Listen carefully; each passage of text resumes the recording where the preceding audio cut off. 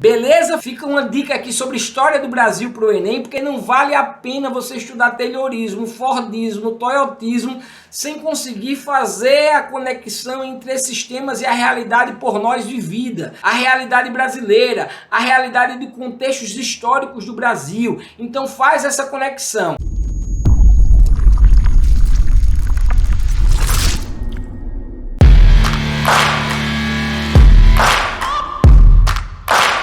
Você já deve ter ouvido falar pelo menos alguma vez na vida em Fordismo, Taylorismo e Toyotismo, beleza? Certamente, se você está antenado no Enem, você já sabe que tem que saber sobre esses conceitos para fazer uma boa prova, porque sempre, absolutamente sempre, estão caindo no Enem. São temas recorrentes no Enem, ok? Então nós falaremos aqui sobre cada um desses três e as diferenças entre eles. O que foi o Taylorismo, o que foi o Fordismo e o que foi o Toyotismo. O Taylorismo, o Fordismo e o Toyotismo são três modos de organização da produção industrial utilizadas pelas indústrias na segunda Revolução Industrial. Apesar de terem o mesmo objetivo, isto é, produzir com baixos custos, cada vez tem um menor custo na produção, eles são diferentes. Eles são diferentes em relação ao processo de produção, ritmo de trabalho, papel do funcionário, objetivos, entre outras questões, entre outras situações. O Taylorismo e o Fordismo enfatizaram basicamente os princípios de fabricação. O Taylorismo iniciou o estudo da mão de obra na produção industrial, organizando o trabalho de modo a obter maior produtividade com o menor custo. Já o Fordismo manteve o mesmo mecanismo de organização e de produção que o Taylorismo, porém adicionou a esteira rolante, ditando um novo ritmo na produção, um novo ritmo de trabalho. Essa seria uma das diferenças do Fordismo para o Taylorismo. Mas calma, se você ainda não está entendendo, antes do final desse vídeo eu irei exemplificar bem o que foi o Taylorismo e como era o modo de trabalho no Taylorismo e como era o modo de trabalho ou como era no Fordismo, bem como no Toyotismo. Mas antes vamos ver o Toyotismo. Pois o Toyotismo, o último, ele se concentrou no aspecto da cultura organizacional e da importância para a competitividade de uma empresa. Hugo, ficou difícil. Não entendi bem a diferença entre Taylorismo, Fordismo e Toyotismo. Calma, agora nós daremos os exemplos. Eu falarei especificamente sobre cada um deles. Nós falaremos especificamente sobre o Taylorismo, nós falaremos especificamente e com exemplos do Fordismo e do Toyotismo. Então vem comigo que agora começa a nossa aula Taylorismo, Fordismo e Toyotismo. Taylorismo. Vamos falar sobre o Taylorismo, esse modo de produção industrial que cai tanto no Enem. O Taylorismo é um sistema de gestão focado na divisão do trabalho e na padronização dos processos produtivos, com o objetivo de aumentar a eficácia, aumentar a produtividade e diminuir os custos. Ele foi desenvolvido pelo engenheiro Frederick Taylor, daí o nome ser Taylorismo. Isso no início do século XX. Ele teve como uma de suas principais características a utilização dos métodos científicos na produção de tarefas, na organização do trabalho. Quer exemplo do que é o Taylorismo? Basta assistir Tempos Modernos do Charlie Chaplin, grande gênio do cinema, da sétima arte. Assiste Tempos Modernos do Chaplin e você vai entender bem qual é o modo de produção industrial denominado por Taylorismo. É, por exemplo, o modo de produção da Ford lá no início. O que é que se faz no Taylorismo? Divide-se as funções, divide-se as tarefas dos diversos trabalhadores, deixando cada um específico para uma função. O cara fica especialista em apertar só parafuso. No filme do Chaplin, por exemplo, você vai ver ele em uma das funções que ele está exercendo, que só é apertando parafuso, apertando parafuso. O homem passa a ser quase que uma máquina. Eu tenho diversos problemas e diversas críticas ao Taylorismo, só que não vou tecer aqui. Basicamente esse vídeo vai ser explicativo, explicando o que é o Taylorismo. Dividir as tarefas, então um fica apertando o parafuso, o outro fica guardando dentro da caixa, o outro fica levando a caixa. Então divide as tarefas para aumentar a produtividade e diminuir os custos. É essa a ideia taylorista. Taylorismo é uma produção industrial de grande escala, produção em massa e de bens homogêneos. Então se faz essa divisão de tarefas, essa organização da mão de obra do trabalho para aumentar, para dar celeridade à produção com o menor custo possível. É como se fizessem dos indivíduos, dos trabalhadores e trabalhadoras, máquinas que desenvolvem somente uma função, a função de uma máquina mesmo. Por isso que eles pegam o método científico e adaptam as relações de trabalho, a mão de obra do trabalho, a organização do trabalho, para ganhar maior produtividade tendo um menor custo. É importante isso. Não só é ganhar produtividade, é diminuir os custos da produção. Uma produção que é uma produção em massa. Se você ainda não entendeu o Taylorismo, é pegar o trabalhador e botar ele para fazer uma mesma função repetidamente, repetidas vezes, até ele ficar muito foda naquilo, ele ficar perfeito naquilo, exercendo a mesma função, como por exemplo o Chaplin, lá no filme, se vocês puderem assistir. Eu vou ver se eu consigo encaixar aqui o vídeo do Chaplin. Se eu não conseguir, já peço desculpa, é por conta do YouTube que vai censurar o meu vídeo, né? Vai taxar o meu vídeo. Mas o Chaplin fica o tempo todo apertando o parafuso, repetidas vezes, ao ponto de se tornar perfeito, quase que uma máquina, só em fazer isso, só em apertar o parafuso. Isso vai aumentar a produtividade, porque cada trabalhador exerce uma função específica, que ele repetindo várias vezes vai ficar cada vez mais rápido, mais veloz, e vai diminuir os custos da produção. No Taylorismo, a produção é padronizada e dividida em tarefas específicas, onde cada trabalhador fica responsável por uma tarefa, responsável por uma etapa no processo produtivo. Galera, para vocês terem uma ideia, as tarefas foram cronometradas. É o uso do método científico para produzir mais. Foram cronometradas para cada vez a produção ser maior, ser mais rápida, mais veloz e com menor custo, com menor tempo. Então passaram a cronometrar a tarefa, a atividade que cada trabalhador fazia. Percebam que eu estou meio fazendo isso aqui porque eu só consigo lembrar do filme do Chaplin. Então não deixem de assistir Tempos Modernos, cinema mudo do genial Charlie Chaplin. Assim sendo, o Taylorismo tinha como objetivo aumentar a produtividade, acelerar a produção em um custo cada vez menor para garantir lucros cada vez mais volumosos. Em alguns livros a gente encontra para garantir a sobrevivência da empresa. Qual é a sobrevivência da empresa? O que queria se garantir era lucros volumosos. E isso a um preço medonho para os trabalhadores da indústria fabril daquela época, do momento do Taylorismo. Relembro, era cronometrado a atividade que o cara fazia. O cara tinha que desempenhar uma função quase que de uma máquina. Mas eu não vou tecer críticas ao Taylorismo agora não, porque nós iremos passar para o Fordismo, que é muito parecido com o Taylorismo. No entanto, o Fordismo, ele tem a inserção, ele insere na produção a esteira rolante.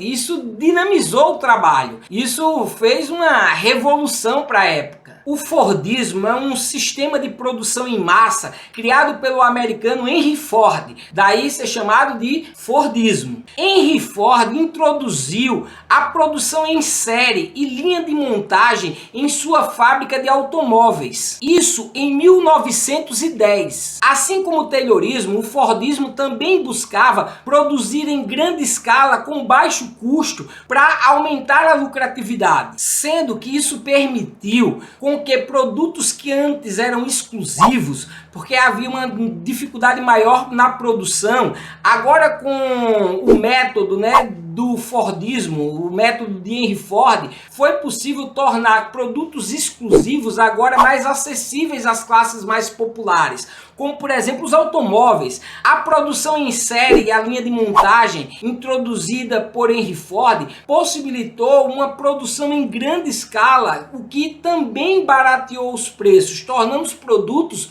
mais acessíveis. Um exemplo disso é o carro Ford modelo T. Henry, que foi produzido produzida em larga escala, uma produção em massa e a um custo mais barato, que tornou o veículo, né, o carro, o automóvel mais acessível, porque deixou de ser um produto exclusivo, né, passa a ser um produto de uma produção fabril, de uma produção de grande escala, produção de massa. Para esse carro foi criada uma linha de montagem totalmente automatizada. Desta forma, o Fordismo revolucionou a indústria automobilística, revolucionou então também a forma de produzir no mundo, revolucionou o sistema de produção das fábricas, tornando produtos exclusivos, antes inacessíveis para a maior parte da população, agora produtos acessíveis para as massas populares, como é o caso dos automóveis, sendo um marco importante na história da produção em larga escala. Além, é claro, logicamente, de influenciar a cultura de consumo em todo o mundo. Aqui também eu teria algumas críticas para fazer ao Fordismo, mas vou deixar essa aula só como aula explicativa do Fordismo. Mas vale algumas críticas aqui sobre o consumo,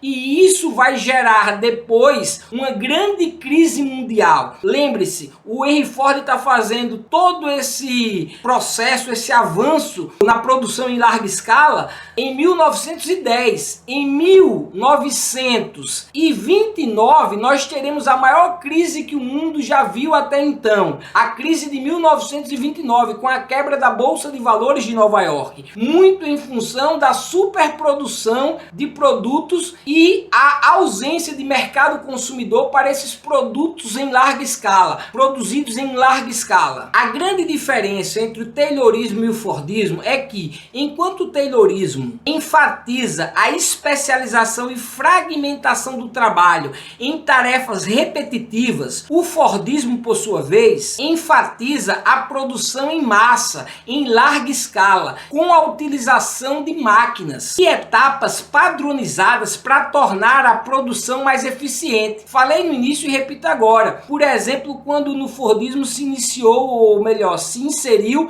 a esteira rolante. Já é a utilização de máquina nesse processo de produção, um pouco diferente do Taylorismo, seu antecessor. Ambos os métodos, tanto o Taylorismo quanto o Fordismo, foram extremamente importantes para a evolução da produção em larga escala, para a evolução da produção industrial. Foram importantes para a história e são métodos indiscutivelmente eficientes quando o tema é produção. No entanto, é importante salientar uma dura crítica aos dois modos de produção fabril, tanto o Taylorismo quanto o Fordismo. Se tem muito a preocupação em aumentar a produtividade e baixar os custos, mas isso recai sobre os trabalhadores. Sobre quais condições de trabalho é que nós estamos falando em baixar custos, em aumentar a produtividade? Isso recai sobre as condições e qualidades de vida dos trabalhadores. É importante que isso seja dito. Foi a partir das condições precárias de trabalho dos trabalhadores da época que foi possível esse processo de aceleração da produção e de diminuição dos custos da produção,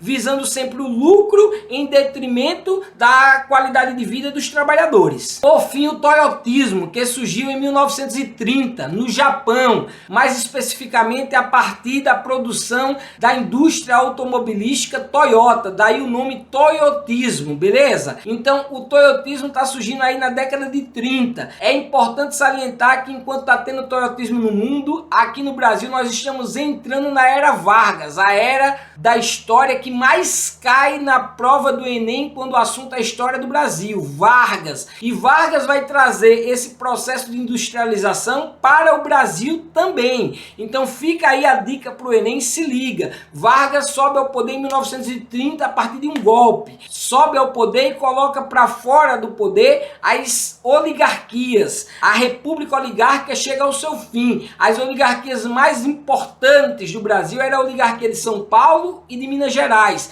na conhecida política do café com leite, o que impedia que o Brasil crescesse industrialmente, uma vez que as oligarquias governavam para si próprias e havia uma preocupação no Brasil rural, no Brasil para eles. Não havia preocupação e nem incentivo para a industrialização no Brasil. Com Vargas isso passa a ser diferente. diferente, porque o Vargas não é das oligarquias brasileiras, não está preso à terra, não está preso às elites rurais do Brasil. Durante toda a história do Brasil era quase impossível a gente pensar em industrialização no Brasil. Você pega o Brasil colônia, impossível, até porque a gente ainda ia demorar para ter a Revolução Industrial. Aí você vem para o período imperial com Dom Pedro I e Dom Pedro II, sobretudo os 50 anos de Dom Pedro II, é Dom Pedro II, inclusive boicotando as poucas iniciativas de industrialização que tinha no Brasil, como por exemplo com o Barão de Mauá. Vale a pena assistir o filme Mauá, Barão de Mauá, um filme perfeito, um filme brasileiro para você entender o processo de industrialização brasileira e o Brasil Império. Por que, professor, não havia interesse na industrialização? Porque quem apoiava o imperador eram as oligarquias cafeeiras. O Brasil, basicamente, no Brasil Império, era movido a café. A nossa economia era sustentada pelo café. Havia uma ideia naquele momento que o Brasil era um país essencialmente rural, de natureza rural. E assim devia ser. E, logicamente, a gente está falando aqui dos escravocratas, que defendiam o imperador, que eram os mesmos que tinham os recursos. A elite brasileira era uma elite escravocrata rural. Então não havia interesse nenhum em industrialização no Brasil. Nós temos alguns eventuais picos de industrialização no Brasil, mas eles ou eram boicotados ou não tinham incentivo algum por parte do imperador e por parte depois da República, porque a República passa a ser governada, assim que nós proclamamos a República, por essas mesmas oligarquias. Beleza? Fica uma dica aqui sobre história do Brasil para o Enem, porque não vale a pena você estudar taylorismo, fordismo, toyotismo, sem conseguir fazer a conexão entre esses temas e a realidade por nós vivida, a realidade brasileira, a realidade de contextos históricos do Brasil. Então faz essa conexão. Toyotismo em 1930, lembra do Vargas, iniciando o processo de industrialização no Brasil. Diferentemente do taylorismo e do fordismo, o toyotismo é baseado na flexibilidade e na redução de desperdício e tem como principal característica o envolvimento dos funcionários, dos trabalhadores, nas buscas por melhorias nos processos produtivos, objetivando evitar o acúmulo de estoques e aumentar a qualidade dos produtos. Percebam que é bem diferente do taylorismo e do fordismo. Enquanto havia uma busca por produção em massa, sem pensar, por exemplo, nos estoques, estocava-se cada vez mais produtos, incentivava-se cada vez mais o consumo, no fordismo ou no taylorismo, aqui não, já uma preocupação com estoque, há uma preocupação em envolver o trabalhador na busca por melhorias no processo produtivo, já há um entendimento, uma busca pela melhor qualidade dos produtos oferecidos. Então já é uma dinâmica diferente. Por quê? Dentre outras questões, porque nós já passamos pela crise de 1929, percebamos que estamos em 1930. A crise de 1929 foi uma crise por conta da superprodução. Havia-se muito produto e poucos compradores. De uma hora para outra a bolsa quebrou de Nova York. Como os Estados Unidos era a maior economia do mundo, quebra todo mundo junto. Isso é extremamente importante para entender o toyotismo. O toyotismo está sendo influenciado por essa crise de 1929 e está encontrando saídas para uma produção industrial também em grande escala, que já tem uma maior preocupação com os trabalhadores, com a questão do estoque, com a oferta e a procura de produtos. Então já há uma outra consciência na produção. Essa preocupação com a produção faz do toyotismo também ser conhecido como produção enxuta. Galera, lembra, é importante conectar as formas de produção industrial a outros conteúdos. As questões que caem no Enem são questões transdisciplinares. Disciplinas, elas se trançam. Então é importante entender que o toyotismo está acontecendo no Japão e no mundo houve uma crise econômica de dimensões mundiais, a crise do mundo todo. Então essa crise foi uma crise por superprodução. Professor, o que é que isso tem a ver com a minha vida? Tem a ver que aqui no Brasil, por exemplo, possibilitou o golpe do Vargas em 30. Ou você acha que haveria golpe de Vargas se as elites brasileiras estivessem fortes? As elites brasileiras estavam fracas, porque em crise o mundo consumia menos café, comprava menos café brasileiro, o que enfraqueceu economicamente as elites brasileiras, produtoras de de café, em especial a de São Paulo e a de Minas Gerais, café com leite, chamada de política do café com leite, possibilitando Vargas dar um golpe e tomar o poder, sendo ajudado pelos tenentistas. Vale aí uma aula sobre tenentismo. Tem aula aqui no nosso canal sobre todos esses conteúdos. Tem aula sobre crise do liberalismo. O que está entrando em crise na crise de 1929 é o Estado liberal. Tem uma aula só sobre isso aqui. Vai lá, bota Estado liberal, Hugo Brandão, que vai aparecer essa aula, e todos os outros conteúdos que você quiser assistir, só vai botar Hugo Brandão mais conteúdo e assistir no nosso canal, que tem aulas de história, geografia, filosofia, sociologia, enfim, não perde essas aulas. Em síntese, o toyotismo é um sistema de produção que se concentra na eficiência, na flexibilidade e na melhoria contínua. E esses princípios são aplicados em fábricas ao redor do mundo todo, incluindo, sobretudo, que é o exemplo maior de produção do toyotismo, as fábricas da Toyota, né? As fábricas automobilísticas da Toyota. Mas no mundo todo é possível encontrar o sistema de produção do toyotismo. Apesar de ser considerado um modelo de produção extremamente eficiente, existem diversas críticas ao toyotismo. Por exemplo, a intensa pressão sobre os trabalhadores para produzirem cada vez melhor, cada vez em maior qualidade e em um ambiente extremamente competitivo. Recai sobre esses trabalhadores uma pressão imensa. Há também uma crítica em relação à fragmentação das tarefas, que já é o oposto ao taylorismo, né? Se no taylorismo, por exemplo, você se especificava em uma única função, inclusive cronometrava para o cara fazer só aquilo como se o cara fosse uma máquina, agora há uma exigência que o trabalhador seja eficiente em diversas tarefas. Isso leva a uma fragmentação do trabalho. Enfim, o toyotismo não é imune a críticas, mas o objetivo desse vídeo não é tecer críticas sobre o toyotismo ou sobre o taylorismo e o fordismo. Nós queremos apresentar o que cada um desses são e quais as principais diferenças entre eles. Espero que vocês tenham entendido bem. Comentem aqui à vontade, podem fazer pergunta, não deixa de compartilhar esse vídeo com teus amigos que estão estudando para o Enem, com aqueles que querem estudar por conhecer, pelo prazer de estudar. Enfim, dá aqui o teu like, vai ajudar muito o nosso canal e o nosso trabalho. Um forte abraço e até a próxima.